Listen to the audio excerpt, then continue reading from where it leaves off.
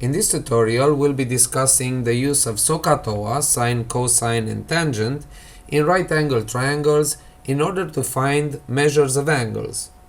We've discussed in the previous lesson about using SOHCAHTOA in order to find the lengths of the sides of a triangle, so now we will be using the inverse functions, sine to the power minus 1, cosine to the power minus 1, and tangent to the power minus 1, which on your scientific calculators means shift plus sine, cosine, or tangent. We will be using these when we know lengths but we want to determine measures of angles. For example, we have before us the right angle triangle ABC, where we know the two sides AC and AB, and we want to find the angle B. Okay, in order to find the angle B, we need to know what ratio again we'll be choosing. For the angle B, we know AC, which is the opposite, and AB, which is the adjacent. So we'll be using a ratio that involves the opposite and the adjacent. As we know, in our SOHCAHTOA, the S is for sine, the C is for cosine, the T is for tangent. Then we have OH, which is opposite and hypotenuse, adjacent and hypotenuse, opposite and adjacent.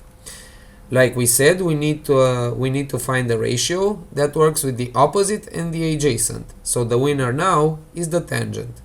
So we'll be doing the tangent of the angle B is equal to the opposite, which is 7.8, over the adjacent, which is 5.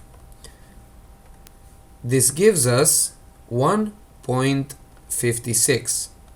Now we need to find the measure of the angle B. So now we use our inverse functions. If tangent of B is equal to 1.56, then we will be doing tangent to the power minus 1 of this value of 1.56. And this will give us 57.34, correct to 2 decimal places, degrees. So then the angle B is 57.34 degrees.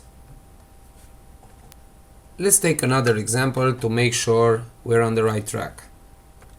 In this situation, we know the hypotenuse GF, which is 12 centimeters long, and the side adjacent to the angle F, the angle which we want to determine.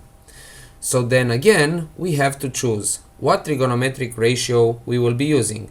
Because we know the adjacent and the hypotenuse, we need a ratio that uses adjacent and hypotenuse, and that is the cosine.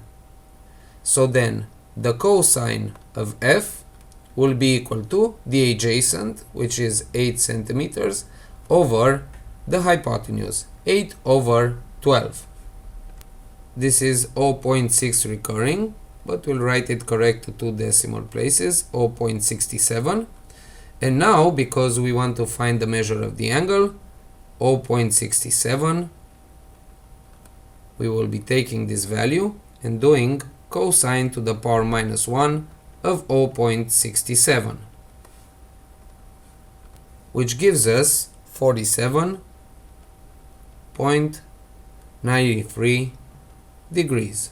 So then the measure of our angle, we have it, is 47.93 degrees. So when we want to determine the measure of the angle, just as in the case where we want to find the length of a side, the first thing we need to do is establish what ratio we are calculating. Is it an adjacent over an opposite over a hypotenuse? Depending on which one we are calculating, we will be choosing sine, cosine, or tangent.